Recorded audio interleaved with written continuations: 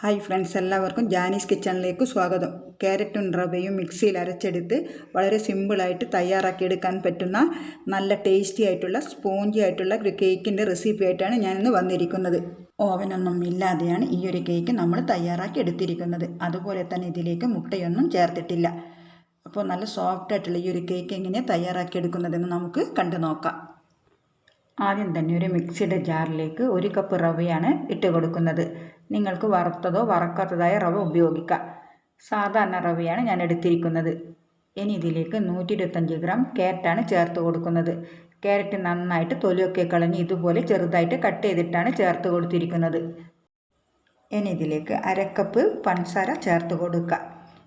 ഇതിൻ്റെ കൂടെ തന്നെ 1/2 കപ്പ് പാലാണ് ചേർത്ത് കൊടുക്കുന്നത്. നിങ്ങൾക്ക് ഫ്രിഡ്ജിൽ വെച്ച പാലും ഉപയോഗിക്കാവുന്നതാണ്. ഞാനിപ്പം തണുത്ത പാലാണ് ഒഴിച്ചു കൊടുത്തിരിക്കുന്നത്. പാലും ചേർത്ത് കൊടുത്ത് ഇനി നമുക്കിത് നല്ല പോലെ ഒന്ന് അരച്ചെടുക്കുക. ഞാനിപ്പോൾ ഇത് നല്ല സ്മൂത്തായിട്ട് തന്നെ അരച്ചെടുത്തിട്ടുണ്ട്. ഇനി ഇതൊരു ബൗളിലേക്ക് ഒഴിച്ചു കൊടുക്കുക. ഇപ്പോൾ ഇത് നല്ല പാകത്തിന് അരഞ്ഞ് കിട്ടിയിട്ടുണ്ട്. ക്യാരറ്റ് ചെറുതായിട്ട് അവിടെ ഇവിടെയും അരിയാതെ കിടപ്പുണ്ടെങ്കിൽ അതൊന്നും കുഴപ്പമില്ല. ഇനി നമുക്കിത് 5-10 മിനിറ്റ് നേരത്തേക്ക് റെസ്റ്റ് ചെയ്യാൻ വേണ്ടി വെച്ച് കൊടുക്കുക. ആ സമയമാകുമ്പോഴേക്കും റവയൊക്കെ നന്നായിട്ട് കുതിർന്ന് വരും.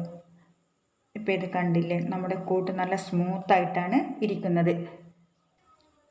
ഇനി ഇതിലേക്ക് 1/4 കപ്പ് റിഫൈൻഡ് ഓയിലാണ് ചേർത്ത് കൊടുക്കുന്നത്. ഞാനിപ്പോൾ ഇവിടെ സൺഫ്ലവർ ഓയിലാണ് ഉപയോഗിച്ചിരിക്കുന്നത്. മണമില്ലാത്ത ഏത് ഓയിലും നമുക്ക് ചേർത്ത് കൊടുക്കാവുന്നതാണ്. ഓയിലും ചേർത്ത് കൊടുത്തതിന് നമുക്കിത് നന്നായിട്ട് തന്നെ ഒന്ന് മിക്സ് ചെയ്തെടുക്കണം. ആ ഒരു ഓയിൽ ഈ ഒരു ബാറ്ററായിട്ട് നന്നായിട്ട് യോജിച്ച് വരണം.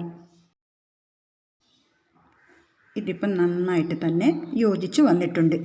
ഇനി നമുക്കിതിലേക്ക് ബാക്കിയുള്ള ചേരുവകൾ ചേർത്ത് കൊടുക്കാം. 1 ടീസ്പൂൺ അളവിൽ ബേക്കിംഗ് പൗഡറാണ് ചേർത്ത് കൊടുക്കുന്നത്.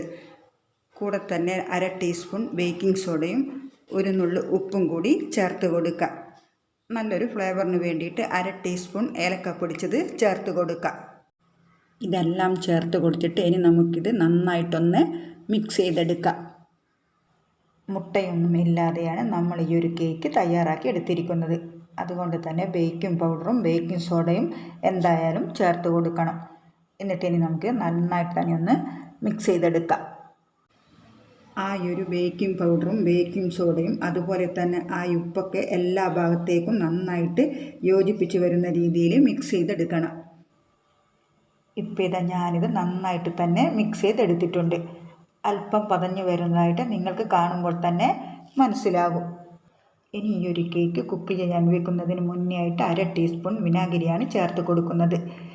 നമ്മൾ വിനാഗിരി ചേർത്ത് കൊടുക്കുന്നത് കേക്ക് നന്നായിട്ട് പൊങ്ങി വരാനും അതേപോലെ തന്നെ സ്പോഞ്ചി ആകാനും വേണ്ടിയിട്ടാണ്.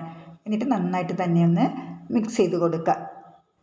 ഇനി നമ്മൾ കേക്ക് ബേക്ക് ചെയ്യാൻ വേണ്ടിയിട്ട് ഞാൻ 6 ഇഞ്ചിൻ്റെ കേക്ക് ടിന്നാണ് എടുത്തിരിക്കുന്നത്. അടിയിലും സൈഡിലും എണ്ണ ഗ്രീസ് ചെയ്ത് കൊടുത്തതിന് ശേഷം ബട്ടർ പേപ്പർ വെച്ച് കൊടുത്തിട്ടുണ്ട്. ഇനി നമുക്ക് ബാറ്റർ ഇതിലേക്ക് ഒഴിച്ചു കൊടുക്കാം. ഇതുപോലത്തെ കൂട്ടാണ് നമുക്ക് ആവശ്യമായിട്ടുള്ളത്. ഇനി നമുക്ക് 2-3 പ്രാവശ്യം നല്ലപോലെ ഒന്ന് ടാപ്പ് ചെയ്ത് കൊടുക്കാം. ഇനി ഇതിന് മുകളിലായിട്ട് കുറച്ച് ക്യാരറ്റ് ചെറുതായിട്ട് കട്ട് ചെയ്തും കൂടി ഞാൻ ഇട്ട് കൊടുക്കുന്നുണ്ട്. അപ്പോൾ കാണാൻ നല്ലൊരു ഭംഗിയായിരിക്കും. അതുപോലെ തന്നെ കഴിക്കുമ്പോൾ ആ ഒരു ക്യാരറ്റ് കടിക്കാൻ കിട്ടുമ്പോൾ നല്ല രുചിയായിരിക്കും. ഇനി ഇത് ബേക്ക് ചെയ്യാൻ വേണ്ടി വെക്കാം. നമ്മളിത് ഓവനൊന്നും ഇല്ലാതെയാണ് ബേക്ക് ചെയ്തെടുക്കുന്നത്. അതിന് വേണ്ടിയിട്ട് ഇതുപോലുള്ളൊരു പാത്രം 5 മിനിറ്റ് പ്രീ ഹീറ്റ് ചെയ്തെടുത്തിട്ടുണ്ട്. ഇനി നമുക്ക് ബാറ്റർ ഇതിലേക്ക് വെച്ച് കൊടുക്കാം.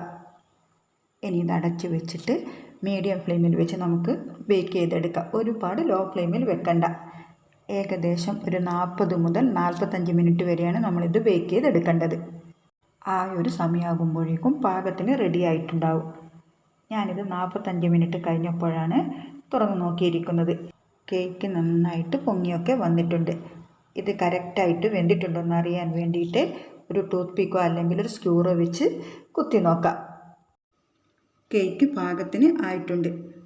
ഇനി ഇത് നന്നായിട്ട് തണുത്തതിന് ശേഷം ഇതുപോലെ ഒരു സ്പാച്ചിൽ ഒരു കത്തി വെച്ചിട്ട് സൈഡൊക്കെ ഒന്ന് വിടുവിച്ചെടുക്കാം. അതിനുശേഷം കയ്യിലേക്ക് ടാപ്പ് ചെയ്യുകയാണെങ്കിൽ ഈസി ആയിട്ട് ഡിമോൾഡ് ചെയ്തെടുക്കാൻ പറ്റും. ഒട്ടും പറ്റിപ്പിടിക്കുകയൊന്നുമില്ല. റവയും ക്യാരറ്റൊക്കെ ഉപയോഗിച്ച് വളരെ സിമ്പിളായിട്ട് വേണ്ടി തയ്യാറാക്കിയെടുക്കാൻ പറ്റുന്ന നല്ല സ്പോഞ്ചി ആയിട്ടുള്ള കേക്ക് ഇവിടെ റെഡി ആയിട്ടുണ്ട്. ഇനി നമുക്കിതൊന്ന് കട്ട് ചെയ്ത് കാണിച്ചു തരാം. കട്ട് ചെയ്യുമ്പോൾ തന്നെ നിങ്ങൾക്ക് മനസ്സിലാകുന്നുണ്ടാവും നല്ല സ്പോഞ്ചി ആയിട്ടാണ് കിട്ടിയിരിക്കുന്നത്. കളറൊന്നും ചേർക്കാതെ തന്നെ നല്ല ഭംഗിയായിട്ടുള്ള കളർ നമുക്ക് കിട്ടിയിട്ടുണ്ട്. അതുപോലെ തന്നെ ഈ ഒരു കേക്ക് റവ ഉപയോഗിച്ചാണ് തയ്യാറാക്കി എടുത്തിരിക്കുന്നതെന്ന് നിങ്ങൾ പറയാതെ തന്നെ ആർക്കും മനസ്സിലാകില്ല. നല്ല സ്പോഞ്ചി ആയിട്ടാണ് ഇരിക്കുന്നത്. ഇതിന് നിങ്ങൾക്ക് ഇഷ്ടമുള്ള ഷേപ്പിലോട്ട് കട്ട് ചെയ്തിട്ട് സെർവ് ചെയ്യാവുന്നതാണ്. മുട്ടയൊന്നും ചേർക്കാതെയാണ് നമ്മൾ ഈ ഒരു കേക്ക് തയ്യാറാക്കി എടുത്തിരിക്കുന്നത്. എല്ലാവരും ഒന്ന് ട്രൈ ചെയ്ത് നോക്കൂ. ട്രൈ ചെയ്ത് നോക്കിയിട്ട് നിങ്ങളുടെ ഫീഡ്ബാക്സ് ഒക്കെ പറയാൻ മറക്കരുത്. ഇനി നമുക്ക് വീണ്ടും നല്ലൊരു റെസിപ്പിയായിട്ട് കാണാം.